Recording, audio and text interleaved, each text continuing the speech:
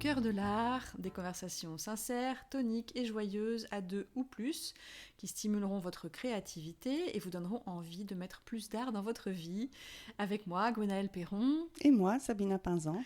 Nous sommes toutes les deux des artistes basés en Bretagne. Alors, Sabina, on a décidé de parler aujourd'hui du blocage que, en tant que créatif, on peut ressentir de temps en temps. Et bien peut-être qu'on peut commencer par se demander comment ça se manifeste, ce blocage. Oui, le blocage créatif est quelque chose que je pense la plupart des artistes vivent à un moment ou à un autre de leur carrière, de leur parcours. Et c'est important, en tant qu'artiste, de comprendre ce processus et de savoir le reconnaître. Et donc, il peut se manifester de différentes manières. On parle souvent de panne d'inspiration comme étant une des raisons. Mais il peut arriver aussi des fois qu'on a vraiment envie de créer. On sent qu'on a l'énergie pour le faire, mais on est juste à court d'idées. On ne sait pas quoi faire. Et ensuite, il y a aussi le manque d'entrain. Il se peut qu'on ait un moment de fatigue et donc on ne ressent pas l'énergie nécessaire pour aller à l'atelier et se mettre à travailler. Parfois aussi, on peut avoir l'impression qu'on n'arrivera plus à créer quoi que ce soit. On regarde un peu ce qu'on a fait dernièrement, on se dit « Waouh, ouais, c'est bien ce que j'ai fait, mais est-ce que je peux faire aussi bien ou mieux ?» Et là, on commence à douter de soi, à se dire « Non, c'est pas possible, je sais même pas comment j'ai réussi à faire ça. » Et du coup, on rentre dans une spirale où on n'arrive plus à se remettre dans le bain. Il peut aussi que parfois, on ait un manque d'envie de travailler. Donc, on se dit « Bah non, là, j'ai pas envie. » Je n'ai pas envie d'aller à l'atelier, je n'ai même pas envie de prendre mes pinceaux, il ne faut pas me parler de dessin ou quoi que ce soit. Voilà, ça, c'est un des symptômes du blocage créatif. Et puis aussi, il se peut qu'on ne sache pas par où commencer. On peut avoir plein d'idées, ouais. On peut avoir plein de sources d'inspiration, mais on ne sait pas comment, quelle direction prendre et puis comment commencer ce travail. Parce que justement, on bouillonne d'idées. Oui, j'ai fait un petit sondage l'autre jour sur YouTube et j'ai demandé aux gens qui me suivent quel est le moment le plus difficile pour vous. Est-ce que c'est commencer le tableau ? Est-ce que c'est le milieu où on ne sait plus trop comment s'en sortir ? Ou bien c'est terminer en fait ? Et une majorité de personnes ont dit c'est commencer. C'est commencer une toile. Oui. Donc ça confirme ce que tu dis. Oui, c'est le blocage de la page blanche. Ouais, c'est voilà, par où je le prends, quoi. Par quel bout je le prends, comment je commence. Ouais. Et puis après, il y a aussi la remise en question. Il se peut parfois qu'on se demande pourquoi on fait ça, en fait. Est-ce que je suis vraiment capable ? Est-ce que je suis à la hauteur ? Donc voilà, ça, c'est un peu les signaux et la manière dont se manifeste le blocage créatif. Ouais. Alors, après, une fois qu'on a un peu repéré les signes et qu'on se dit, bon, là, je suis un peu bloquée, je suis dans l'impasse, je ne sais pas comment commencer, je pense que c'est important d'essayer de comprendre en tout cas pourquoi on est bloqué, parce qu'il peut y avoir des raisons multiples. On peut très bien, comme tu le disais, être dans une forme d'ennui, de non-motivation parce qu'on ne sait pas trop vers quoi aller, qu'on manque d'inspiration, donc du coup on tourne un peu en rond en fin de compte. Il peut y avoir une forme de fatigue aussi, hein. C'est vrai que on a tous et toutes des cycles personnels, saisonniers et tout ça, et c'est vrai qu'il y a des moments où on est plus ou moins motivé. Je sais que moi au printemps j'ai toujours beaucoup d'énergie, mais à la fin de l'hiver il ne faut rien me demander. Ça peut être des préoccupations dans des domaines autres, des préoccupations familiales, de travail, de plein de choses qui peuvent...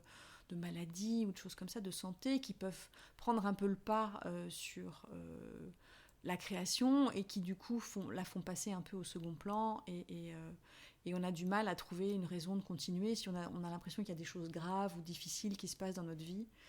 Ça peut aussi être une forme de peur, d'angoisse, d'anxiété, la page blanche comme on le disait, la difficulté à savoir est-ce qu'on va réussir à faire mieux ou au moins aussi bien, est-ce qu'on va réussir à faire quelque chose d'intéressant, d'original. Et puis la pression aussi, on peut se mettre la pression. Oui, absolument. On peut se dire il faut absolument que je produise X nombre de toiles pour mon expo.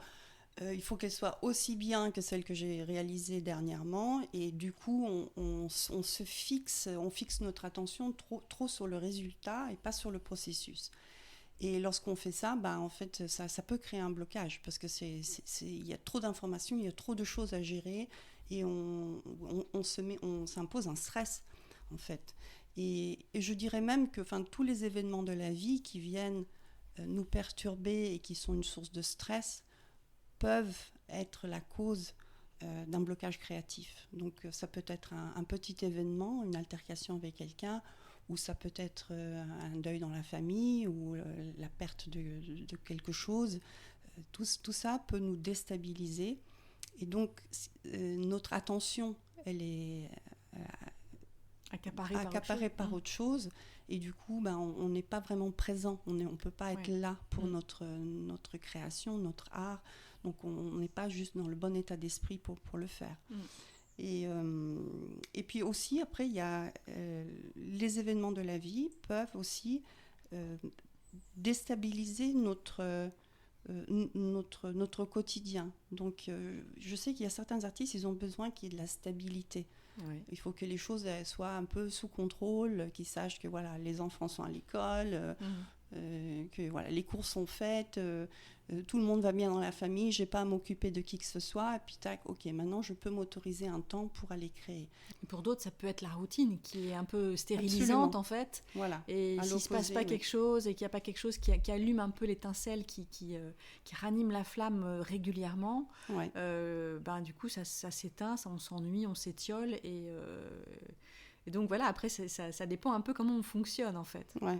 Et puis après on n'en a pas beaucoup parlé, mais c'est vrai que la baisse de morale, la dépression, ça c'est aussi des états qui peuvent, dans la plupart des cas, venir impacter notre pratique artistique. Pour certains, ça peut être une source d'expression, donc ils ne vont pas forcément être bloqués par ça, mais je pense pour la plupart des gens, ayant parlé dans mon entourage à d'autres artistes, ayant écouté aussi d'autres podcasts sur le sujet, il s'avère que en fait, oui, la baisse de morale est quelque chose qui nous impacte dans notre art, mais aussi dans tous les domaines de notre vie. Donc là, on n'arrive plus, on n'arrive plus à faire même des petites choses. Oui, voilà. C'est sûr qu'il faut de l'énergie en fait. C'est vrai que des fois c'est une énergie positive, des fois ça peut être aussi une énergie négative, mais il faut de l'énergie pour créer. Parce que c'est absolument nécessaire, quoi. On ne peut pas créer si on est complètement raplapla et qu'on a envie de rien et que la vie n'a plus d'intérêt, quoi. Voilà, c'est ça, oui. Alors, ce qui peut se passer aussi, c'est que notre cerveau étant ce qu'il est et aimant bien nous jouer quelques petits tours à sa façon, il peut y avoir des bénéfices secondaires à éprouver un blocage créatif. Ouais. C'est quelquefois, en fin de compte, une manière de ne pas se confronter à des choses qu'on peut voir comme difficiles, à des challenges, au fait par exemple de se dépasser un peu ou d'essayer autre chose. Ou je vois par exemple beaucoup de personnes qui peignent de manière figurative et qui ont envie d'aller vers l'abstrait, mais c'est compliqué. Et donc, on peut éprouver un blocage à ce moment-là parce que aller vers l'abstrait, c'est vraiment faire un saut dans l'inconnu. Là, pour le coup, on ne sait vraiment pas par quelle boule prendre. Et du coup, ça peut être une raison de rester bloqué, quoi, ou de revenir tout le temps à ces manières de faire anciennes, en fait. Oui, je pense que le blocage peut être aussi un message de notre inconscient qui nous dit « Attends, tout ce que tu as fait jusqu'à maintenant, ok, c'était bien, mais... Maintenant, il faudrait peut-être que tu partes dans une autre direction. » Et donc, pour savoir dans quelle direction et comment, il faut prendre un peu de recul, il faut prendre un peu de distance, peut-être par rapport à sa pratique habituelle. Et donc, on le vit comme un blocage, parce qu'on n'arrive plus à faire ce qu'on faisait, mais c'est peut-être une opportunité, justement, pour réfléchir. Et si j'essayais quelque chose d'autre? Donc, comme tu dis, il y a peut-être un besoin de prendre des risques, oui, c'est ça, de se lancer dans autre chose. Ouais. Et c'est peut-être ça qui va aider à débloquer la situation. Oui, c'est ça. Et puis, quelquefois, on a envie d'aller vers quelque chose et l'inconscient nous bloque parce qu'il dit « Attention, danger, là ». Et du coup, c'est son job de réagir comme ça. Et donc, il faut comprendre, justement, c'est là que c'est important de comprendre où est le blocage de quoi il est né en fin de compte pour pouvoir éventuellement le dépasser. Et puis on peut aussi avoir des croyances limitantes qui nous bloquent en fait. On se dit bah non en fait je suis pas vraiment douée. Il y a beaucoup de gens qui pensent que pour peindre ou pour dessiner il faut un don en fait. Et s'ils se sont toujours vus ou qu'on leur a toujours fait comprendre qu'ils n'étaient pas doués, et ben ça peut être une croyance limitante qui est imprimée en eux. Ils se disent ah ben non je suis pas douée donc je peux pas dessiner, je peux pas peindre. Y a des gens qui se disent je suis pas une vraie artiste en fait. Ouais. Ça c'est un vrai problème. Il y a beaucoup de gens, se dire artiste, c'est difficile. Oui, et je pense que pour les artistes, par exemple, qui exposent dans des salons, l'expérience n'est peut-être difficile parce que du coup, on est confronté à d'autres artistes, d'autres formes d'art, et c'est un peu naturel de vouloir comparer son propre travail au travail des autres. Et là, on peut tomber vite dans le piège en se disant, bah, en fait, ce que je fais, c'est peut-être pas à la hauteur, c'est pas aussi bien. Et on découvre d'autres artistes qui font des choses extraordinaires, en tous les cas à nos yeux. On se dit, mais moi je fais pas ça, donc ça sert à rien que je continue, moi j'y arriverai jamais. Et voilà, et forcément, ça va engendrer forcément un blocage. Oui, ça peut effectivement engendrer un blocage parce que on est trop dans le moment présent, on perd de vue que la création c'est vraiment sur un temps long en fait et que ce qui aujourd'hui nous paraît irréalisable ou vraiment extraordinaire, et ben dans 2 ans ou 3 ans, ça nous paraîtra plus si extraordinaire que ça. En fait, je pense que toutes les personnes qui s'intéressent à la peinture et qui au début vont sur Pinterest, font des tableaux, des choses comme ça, repèrent un peu les choses qu'elles aiment. Quand tu vas les revisiter, ces tableaux, 3-4 ans plus tard, tu te dis « Ah bon, j'aimais ce truc-là, mais Ouais. il n'y a rien dedans, quoi, en fait. Ça veut plus rien dire, en fait. Ouais. Parce que t'as pas passé plein de caps. Et du coup, ta technique a beaucoup évolué et ça ne te paraît plus aussi fascinant que ça pouvait l'être, en fait. Ouais, je pense que c'est important de se souvenir de ça. Parce qu'on passe, enfin, pour beaucoup de nous, on passe du temps sur les réseaux sociaux, on regarde un peu ce que font les autres artistes. Et tout comme dans un salon, on peut aussi vite rentrer dans ce jeu de comparaison. Et puis, on peut se mettre à suivre des artistes qu'on trouve juste extraordinaires. Et si on reste un peu trop là-dedans, si on passe beaucoup de temps à regarder ce que font les autres, et au lieu de nourrir notre propre création, on risque de se perdre un peu là-dedans. Parce que, évidemment, sur les réseaux sociaux, il y a de tout. Il y a des gens qui peignent beaucoup mieux que nous, il y a des gens qui peignent moins bien que nous, il y a des gens qui peignent comme nous, Oui. mais il ne faut pas oublier que ça reste une appréciation subjective. Oui, et puis on va te mettre sur un même pied d'égalité des gens qui peignent depuis 2 ans, 10 ans, 15 ans, 20 ans, Exactement. 30 ans. Donc effectivement, on peut pas tous en être au même stade, et ça, il faut vraiment pas le perdre de vue si on veut pas se faire du mal, parce que c'est vraiment important, et il faut s'autoriser à être débutant, à ne pas savoir, à tester. Moi, ce matin, j'ai feuilleté des carnets que j'ai faits dans les années 2016-2017, mais c'était pathétique. Mais je dis ça maintenant avec mon regard d'aujourd'hui. Alors que sur le moment, il y a des choses que j'aimais bien, j'étais assez contente de moi, mais ma technique a tellement évolué, j'ai tellement appris depuis, que bien évidemment, ça me paraît des trucs de débutante, quoi. C'est pas abouti au niveau des couleurs, au niveau de la composition, au niveau du choix des sujets. Enfin voilà, il y aurait tout à revoir. Oui, après, cet exercice-là, je le fais aussi. Je vais revoir des choses que j'ai gardées, mais quand j'étais même toute petite, à l'école. Et après, plus tard, dans l'adolescence, et puis jeune adulte. Et ce qui est intéressant, c'est que quand même, parfois, je vais revoir ces dessins, ces petites peintures que j'ai faites. Et je me dis, ouais, non, franchement, c'était vraiment nul, quoi. Heureusement que j'ai évolué depuis. D'autres fois, je vais revoir les mêmes peintures, les mêmes dessins, et puis je me dis, quand même, c'était pas mal ce que j'ai fait pour cet âge-là, pour l'expérience que j'avais. Donc, oui, voilà, aussi, tu remets ça dans le contexte. Voilà, c'est ça. Ouais. Je pense que aussi notre cerveau nous joue des jeux comme ça. Bien sûr, par moment, on a la tendance à voir les choses plus négativement, c'est ça, et puis parfois, on arrive à trouver le positif dans toute chose. Donc, quand on vit un blocage créatif, on aura cette tendance à dévaloriser un peu notre travail et ce qu'on sait faire, en fait.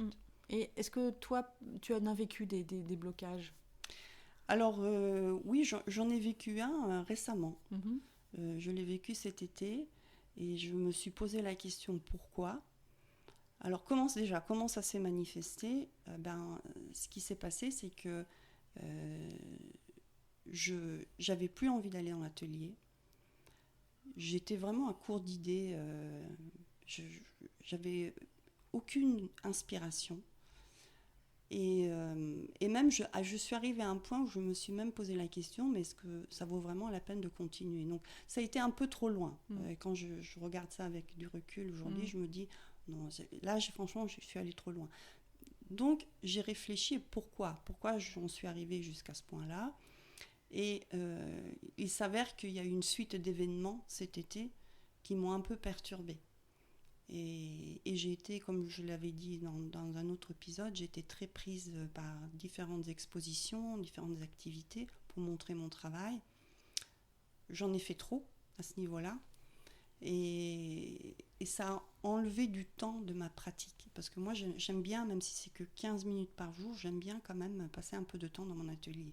Même si c'est juste pour aller revoir des peintures que j'ai faites, mais en tous les cas, dédier un tout petit peu de temps tous les jours à mon atelier. Mais comme j'étais très prise, je me suis un peu coupée de l'atelier et j'ai perdu un peu cette pratique. Et plus je passais du temps à l'extérieur, moi j'avais envie de retourner dans l'atelier. C'est un peu comme le sport. Hein.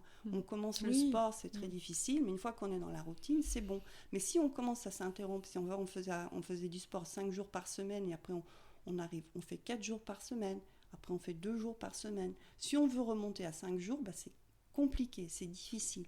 Et je pense que l'art, c'est un peu comme ça, c'est quelque chose qu'il faut pratiquer en continu. Bien sûr, après, il y a la passion qui vient s'ajouter à tout ça. Mais donc moi, je pense que j'ai eu des événements un peu difficiles dans ma vie privée. Et ça a un peu influencé en fait mon désir. Tu dirais que ça a duré combien de temps ton blocage? Alors ça n'a pas duré si longtemps que ça. Alors est-ce que j'en suis sortie maintenant? En fait, ce qui s'est passé, c'est que le blocage, tu parlais d'opportunité tout à l'heure, ce blocage a été pour moi une opportunité pour aller explorer de nouvelles techniques. J'aime bien ce que je fais, j'aime bien ce que j'ai fait jusqu'à maintenant, mais j'ai senti que j'avais besoin d'aller un peu au-delà, me challenger autrement. Et du coup, maintenant, je suis dans cette recherche, je suis dans cet exercice. Donc, tu n'es plus bloquée. Je ne suis plus bloquée. J'ai reculé un peu parce que je me retrouve un peu novice vu que je démarre avec une nouvelle technique. Mais en même temps, il y a plein d'opportunités qui s'ouvrent devant moi. Donc, du coup, j'ai retrouvé l'entrain, l'envie. Et du coup, j'ai retrouvé aussi ma pratique régulière dans l'atelier. Donc voilà, ça c'était un peu mon expérience et je pense que c'est le seul blocage que j'ai eu. Je pense qu'il faut rester vigilant sur la durée du blocage et la fréquence. Moi j'ai eu cette chance, ça m'est arrivé qu'une fois. Ça m'a beaucoup perturbée et je pense que si ça devait m'arriver plusieurs fois par an ou tous les ans... je me dirais, attends, là, il y a vraiment un souci, quoi. Donc, toi, ça t'est arrivé aussi d'avoir des blocages créatifs? C'est pas vraiment des blocages créatifs, enfin, je les ai pas ressentis comme ça, parce qu'en fait, moi, je vais facilement faire un petit truc qui rime à rien, tu vois, pour commencer et tout, mais j'ai expérimenté souvent des espèces d'impressions de perte de sens, en fait, à vraiment me dire, mais pourquoi je fais ça ? Pourquoi je fais ça? Est-ce que ça rime vraiment à quelque chose? Comment donner du sens si ça n'intéresse pas, si je ne vends pas? C'est plutôt une interrogation autour du sens de ma démarche que du vrai blocage créatif en fait. Mais après, et c'est ça que je voulais dire aussi, c'est que la création, c'est pas un truc à flux tendu comme une entreprise. On ne peut pas être en mode de création tout le temps et on a besoin de pause, et ça c'est quelque chose que j'ai compris assez vite. J'ai besoin de faire des pauses. Alors quelquefois j'ai du mal parce que j'aime tellement ça que j'ai pas envie de m'arrêter, mais maintenant j'ai pris la décision de me bloquer du temps de vacances, quoi, pour vraiment déconnecter et pour faire autre chose, y compris tout ce que j'ai pas le temps de faire sinon. Mais je pense que ça c'est vraiment, ça fait du bien, quoi. C'est-à-dire que délibérément dire pendant une semaine, 10 jours, 15 jours, je vais pas créer du tout. je vais laisser de côté. Et d'une certaine manière, ça fait revenir l'envie, en fait. Ça permet tu forces un manque. C'est ça, tu crées le manque et du coup, tu crées l'envie ce faisant. Et puis, ça fait du bien aussi de ne pas être tout le temps là-dedans, quoi, de changer d'air un peu et de faire autre chose. Donc oui, moi, je m'enthousiasme très vite.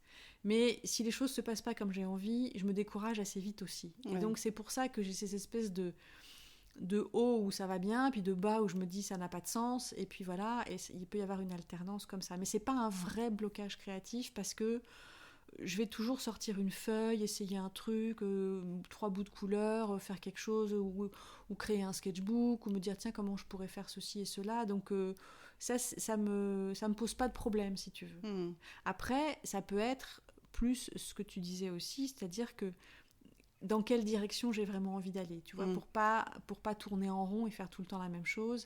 Ça, parfois, ça peut être plus difficile de dire, bon, là, je vais aller dans cette direction-là et je vais vraiment m'y consacrer, parce que comme j'ai tendance à papillonner un peu, des fois, j'ai du mal à me dire, bon, allez, je fais que ça et j'y vais franchement. Bon, mais ça, c'est plus une question de personnalité et de... Ouais, moi, j'ai appris, grâce à ce blocage que j'ai vécu cet été, que en fait j'avais besoin d'étaler ma créativité dans d'autres choses que la peinture et le dessin, parce que le dessin et la peinture, je fais ça depuis des années, mais j'avais besoin de peut-être me valider que j'étais capable d'être créative dans plusieurs choses autrement. Donc du coup j'ai sorti ma jelly plate. Je m'étais acheté une jelly plate au mois de juin, je crois, puis je l'avais mise dans un tiroir et puis je m'en étais jamais servie. Ah, ma pauvre, tu es tombée dans la jelly plate. Oh là là, ça a été le truc, mais de dingue. C'est génial, ça. J'ai sorti la jelly plate un jour, je dis bon, tu l'as, hein, tu as tout le matériel qu'il faut, tu vas la sortir et tu vas faire quelque chose avec, et tu sors pas de l'atelier tant que tu n'as pas fait quelque chose. Donc, je me suis mise, j'ai passé toute l'après-midi à m'amuser avec ça. Je suis sortie avec une 15aine de feuilles imprimées. Et j'étais comme une enfant. J'ai couru voir mon compagnon en lui disant « Regarde ce que j'ai fait !» Et ça m'a fait du bien. Parce qu'en fait, ces feuilles, c'est pas des œuvres que je vais encadrer et essayer de vendre. Mais elles m'ont beaucoup inspirée. Et puis j'étais juste dans le jeu, dans l'expérimentation. Et puis bien sûr, c'est des papiers que je peux ensuite réutiliser et intégrer dans mes œuvres. Donc c'était pas du tout une perte de temps. Et en fait, c'était ça la problématique. C'est que je me disais, si je fais autre chose que des peintures, je perds mon temps. Voilà. Et donc j'ai abandonné ça. Et du coup, j'ai fait la jelly plate que je continue. J'ai été repêcher des vieilles boîtes à cigares en bois que j'avais collectées au fil des années, et j'ai commencé à les pimper, les customiser, donc à les repeindre, les rendre jolies. Voilà, c'est des boîtes qui me servent pour ranger des bibelots, mais c'est juste travailler aussi avec quelque chose en 3 dimensions, ça permet de voir les choses autrement. Donc j'ai beaucoup aimé ça. Et puis je crois que j'avais mentionné également que je m'intéressais au médium à la cire. Donc j'ai commencé à intégrer d'abord la cire avec l'acrylique. Et ensuite, maintenant, je suis passée à médium à cire avec la peinture à l'huile. Et je peins beaucoup sur papier, chose que je ne faisais pas avant. J'avais l'impression de perdre mon temps, de gaspiller. Voilà, c'est comme tu disais, on a des croyances limitantes. Et du coup, on ne s'autorise pas à explorer, à tester. Et j'ai un peu cassé toutes ces barrières. Bon, tu fais, peu importe le résultat, l'important c'est que tu prennes du plaisir. Et surtout, pour moi, ce qui est important, c'est d'avoir le sentiment toujours être dans l'apprentissage. Et je pense qu'à partir du moment où j'ai l'impression que je ne progresse pas, que je n'apprends pas, j'apprends plus, je m'ennuie, et là, c'est blocage. Donc c'est bien, tu viens de commencer à donner des pistes pour sortir du blocage en fin de compte. Donc c'est jouer, c'est retrouver le plaisir du jeu, et pour ça la jelly plate c'est vraiment super. C'est vrai que moi quand je vais dans l'atelier, des fois je ne sais pas trop quoi faire, je la sors et je m'amuse à faire des des impressions. L'autre fois, j'avais juste... j'ai une perforatrice qui fait des gros ronds de papier. Donc, j'ai commencé à jouer avec ça, à superposer les couches, à faire différentes choses. Et à obtenir des effets vraiment, vraiment sympas. Donc ça, voilà, se remettre dans le jeu, c'est un des moyens de sortir de ça. Et pour se remettre dans le jeu, il y a plein de possibilités. Ça, je pense qu'on n'a pas de mal, à en trouver. Et puis, moi, je crois qu'il faut, dans ce que je préconiserais pour sortir du blocage, je pense que c'est important de remettre le corps en mouvement, en fait.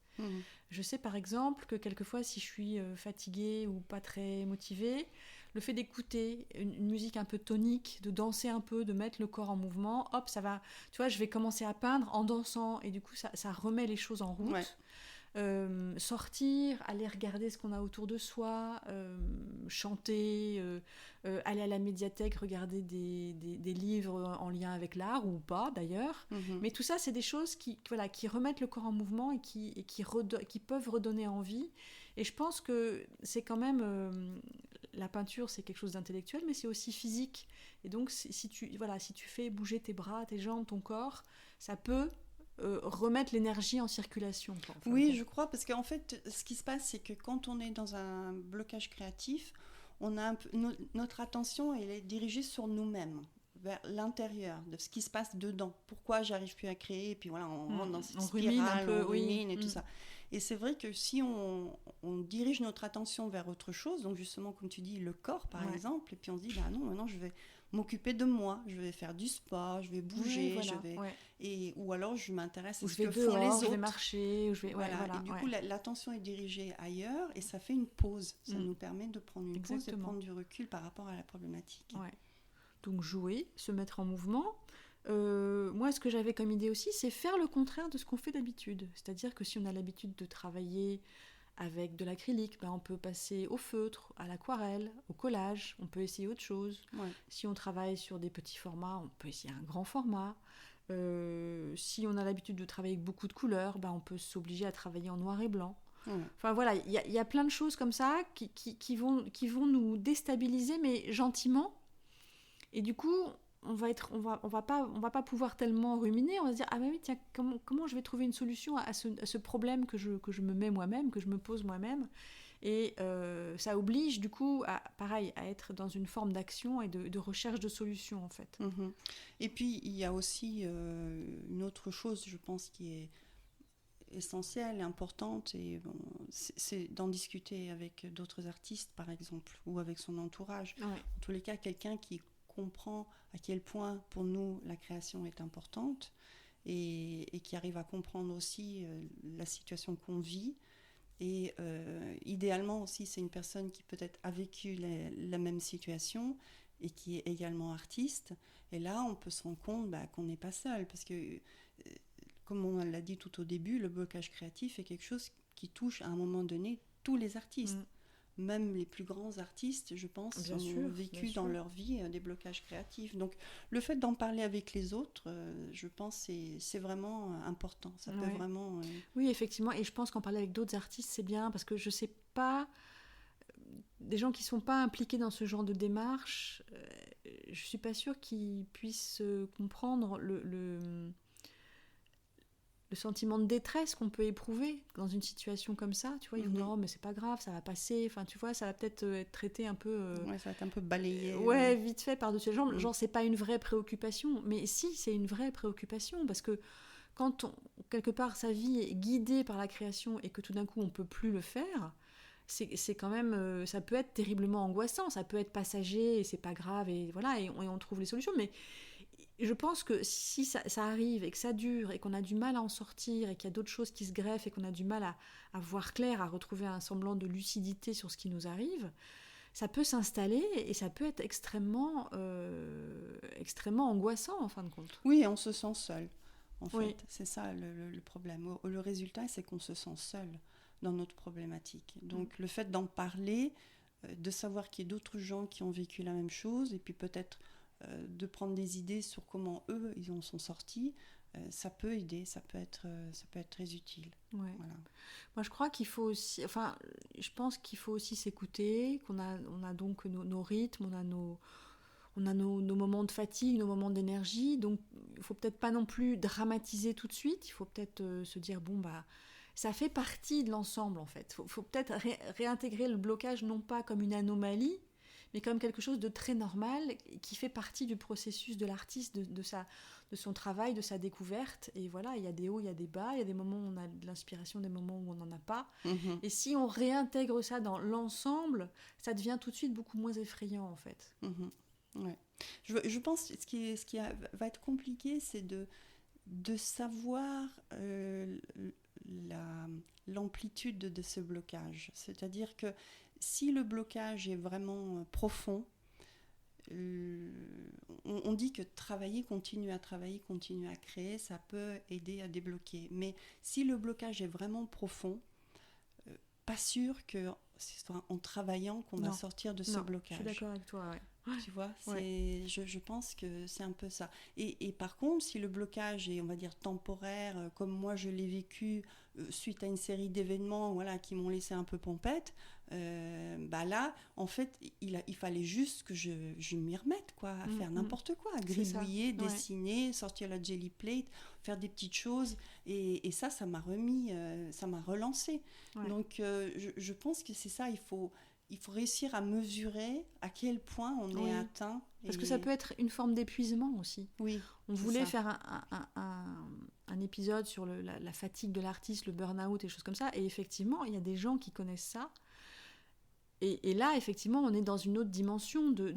On n'est plus dans un blocage. Là, on est vraiment dans un tarissement de la source. Mm-hmm. Et là, je pense que ça nécessite d'autres interventions, une autre manière de régler le problème, parce que c'est beaucoup plus profond. Oui, c'est une forme de dépression. Ça touche, c'est ça, ça touche. Donc là, on est plus dans, je suis bloquée pendant quelques semaines, je ne sais plus trop où aller, et on trouve des solutions, mais effectivement, si le blocage, on le sent vraiment profond, et c'est vraiment une vraie remise en cause, et une incapacité à, comme tu le dis, à rentrer dans l'atelier, à prendre une feuille, à commencer, parce que ça peut aussi être un blocage qui va jusque-là. Mm-hmm. Dans ces cas-là, on est dans une autre configuration. Ouais. Alors, en fait, si on regarde sur Internet, on trouve plein de solutions pour dépasser ça, pour sortir d'un blocage. Mais est-ce qu'on peut mettre en place des choses qui vont nous permettre d'en avoir moins ou d'en vivre moins ? Comme par exemple avoir une forme de routine créative, comme tu le disais, une forme de régularité qui fait que on va pouvoir s'y mettre un petit peu tous les jours ou plusieurs fois par semaine, sans forcément avoir envie d'aboutir à un résultat, mais en étant à sa table de travail en fait. Mm-hmm. Mais je pense, pour à nouveau revenir sur l'opportunité, lorsqu'on vit un blocage créatif et puis qu'on arrive à s'en sortir, c'est important d'analyser pourquoi on en est arrivé là et puis de mettre en place des choses qui vont nous empêcher de retourner dans cet état-là. Et moi, je sais, par rapport à ce que j'ai vécu cet été, je sais qu'est-ce qui m'a emmené à ça. Et c'était un ensemble, c'est une accumulation de situations très frustrantes qui étaient au-delà de mon contrôle.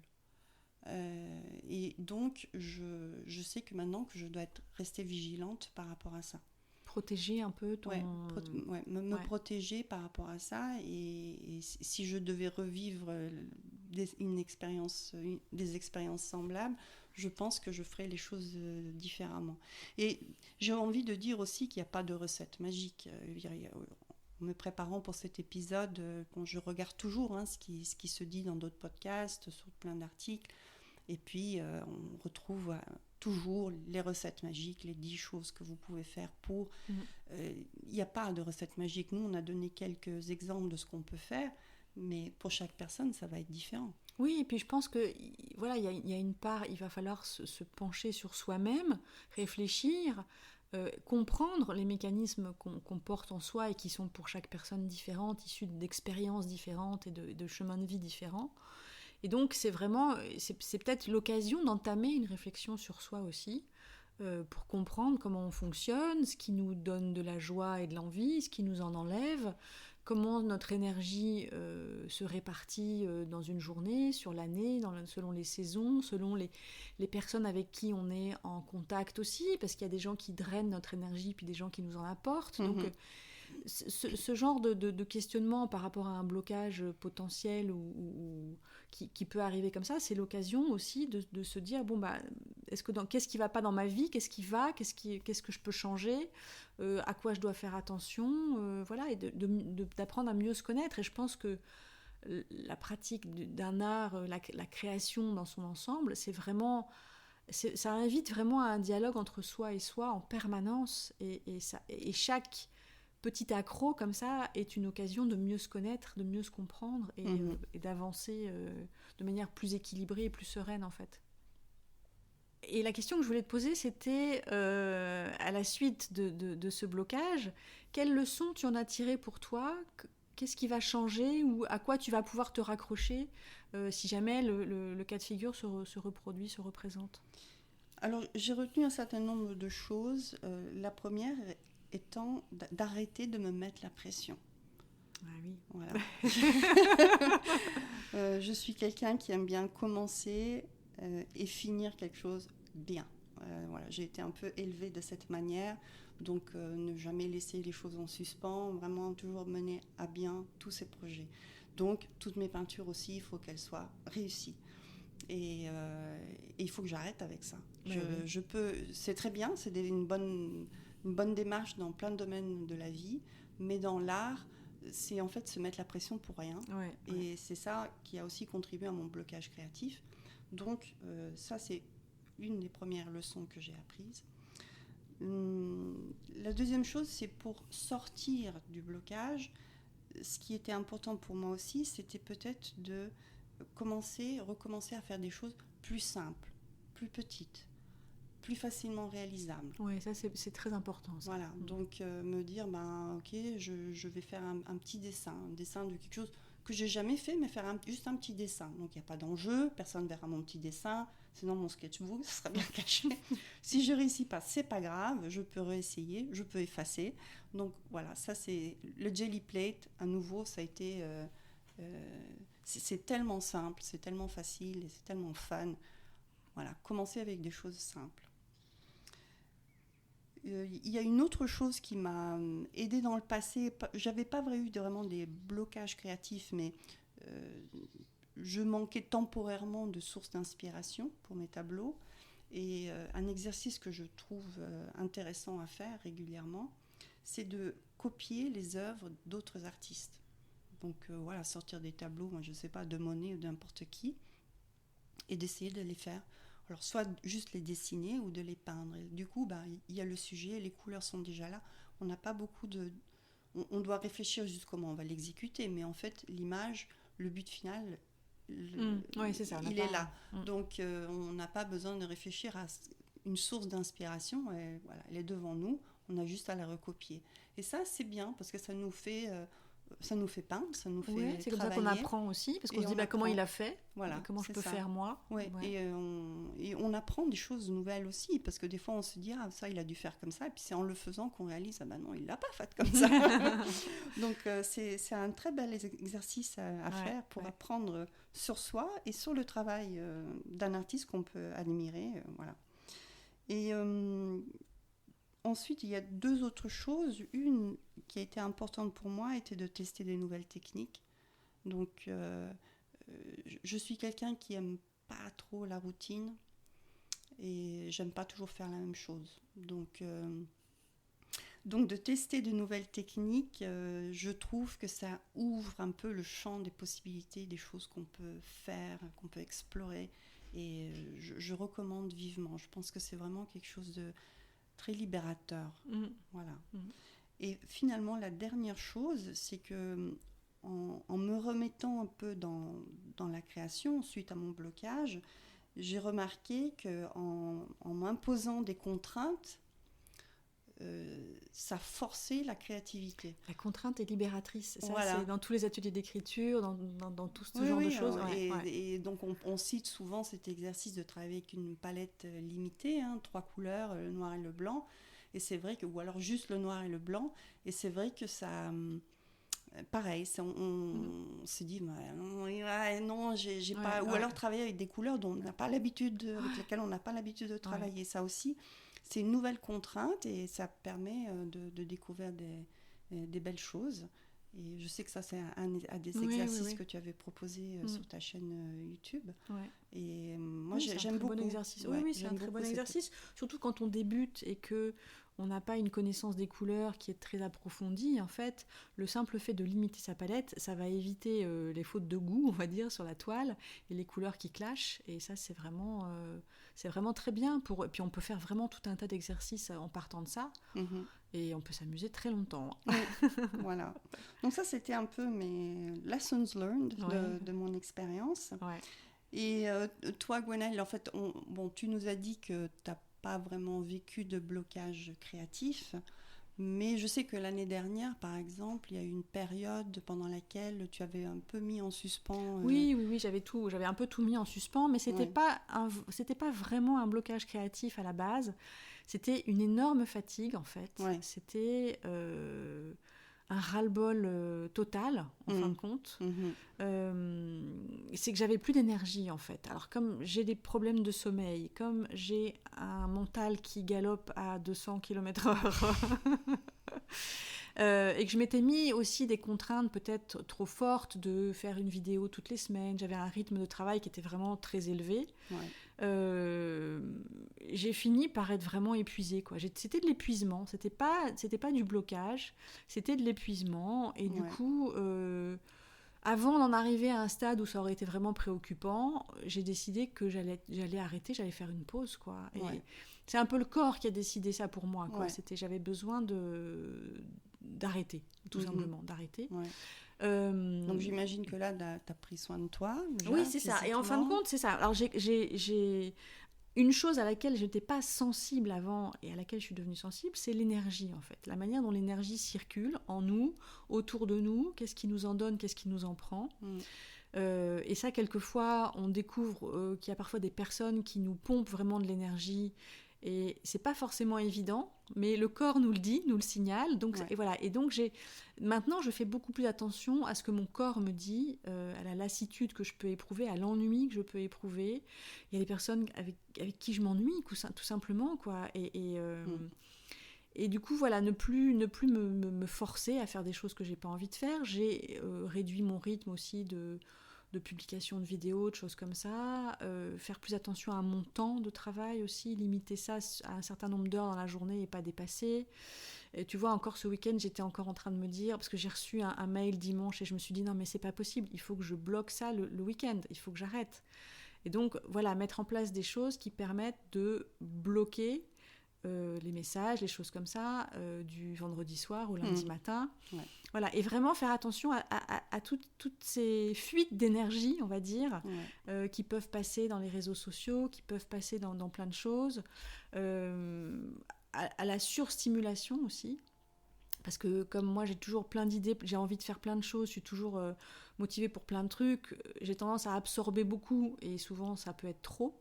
Donc limiter aussi ce qui rentre. Hein, et ça, c'est important. Donc c'était tout ça que cette période m'a appris, en fait. Et c'était pas une période où j'étais du tout déprimée, ni comment dire, au fond du trou, mais je pouvais plus, quoi. C'était, tu vois, c'était un ras-le-bol. Donc c'était pas un blocage, c'était un trop. C'était un trop et il fallait bloquer. Et donc là, j'ai décidé, tu vois, à la fin du mois d'octobre, de m'accorder des vacances. À Noël, ce sera pareil. Je pense qu'on fera une pause au niveau du podcast. Voilà, et de faire attention vraiment à tout ça, d'avoir des pauses régulières, de ne pas travailler trop la journée, de mettre des temps pour moi, pour sortir, pour bouger, pour faire du sport, pour lire, enfin, tu vois, voilà, je crois que prévenir plutôt que guérir. Ouais, exactement. Et c'est vrai que en fonction de la manière dont on est, hein, parce qu'on n'a pas tous la même personnalité, on fonctionne pas tous de la même façon, mais je sais que moi, je dois vraiment faire attention à ça, quoi. Et je suis plutôt introvertie, donc quand j'ai passé du temps avec des gens, il faut que je passe du temps toute seule. C'est pareil. Voilà. Quand j'ai beaucoup créé, il faut que je fasse autre chose. Quelque chose qui m'a toujours servi depuis toute petite, et quand j'étais enfant, d'ailleurs, c'était mon moyen d'évasion favori, c'était trouver un bon bouquin, m'immerger dedans et ne plus rien faire d'autre et être voilà. Et ça, c'est un truc, ça marche toujours, quoi. Donc tu vois, quand j'ai une espèce de ras-le-bol, quand il y a des trucs qui m'énervent, quand j'en ai assez, je trouve un bon bouquin, je m'immerge dedans, je vis ailleurs pendant quelques heures, et après, ça va beaucoup mieux. Et ça me fascine de savoir qu'enfant, ça a été ma parade, si tu veux, pour quitter un environnement qui était stressant, voire carrément déprimant quelquefois. Hop, le livre, c'était vraiment la porte de sortie, quoi. Ouais. Et ça marche toujours. Voilà. Donc, je pense que, voilà, pour conclure, on peut dire que le blocage créatif n'est pas grave. Non, n'est pas une fatalité. Mais il fait partie du parcours. Il fait partie du parcours des artistes. Ouais. Et il faut le prendre comme une opportunité d'apprendre des choses sur soi et de comprendre comment on fonctionne. Il faut aussi comprendre comment éviter d'en arriver là, si on peut. Donc mettre en place des mesures préventives. Exactement. Non, mais c'est vrai, c'est important parce que c'est vrai qu'en tant qu'artiste, on dispose de notre temps, on peut travailler tant qu'on veut, quand on veut. Donc on a vite fait de se dérégler un peu en fin de compte, tu vois. Et c'est vrai qu'on est passionné, on aime ça, on a envie d'en faire plus et tout. Donc on a vite fait de glisser vers quelque chose de trop. Et en plus, on est dans une société qui encourage ça. Ouais. Donc voilà. Et moi, je remarque qu'il y a quand même tout un mouvement de personnes, et notamment après les années de Covid qu'on a vécues, qui sont en train de revenir vers ce qu'on appelle du slow living, vers des choses moins planifiées, moins préparées, avoir des journées moins chargées, faire revenir comme ça vers une écoute de soi et un respect aussi de sa personne. Parce que c'est vrai que quand on en fait trop, c'est à notre détriment, c'est notre santé qui en prend un coup. Donc voilà, il y a un mouvement un peu de retour de balancier, je pense. Oui, et je pense que la période post-Covid aussi nous permet de réfléchir qu'en fait on a besoin de garder des liens avec les autres personnes, et pas par téléphone ou à travers les réseaux sociaux, mais en vrai. Oui, c'est important de voir les personnes en vrai, de passer du temps à parler, à échanger, faire des choses ensemble, c'est essentiel. Et ça, pour moi, c'est une des mesures préventives. Exactement, oui, c'est vrai. C'est vrai, ça c'est quelque chose dont tout le monde a pu prendre conscience, je crois. Et c'est vrai que pour les artistes, c'est important aussi. Ouais. Et donc, c'est quelque chose à cultiver. Voilà.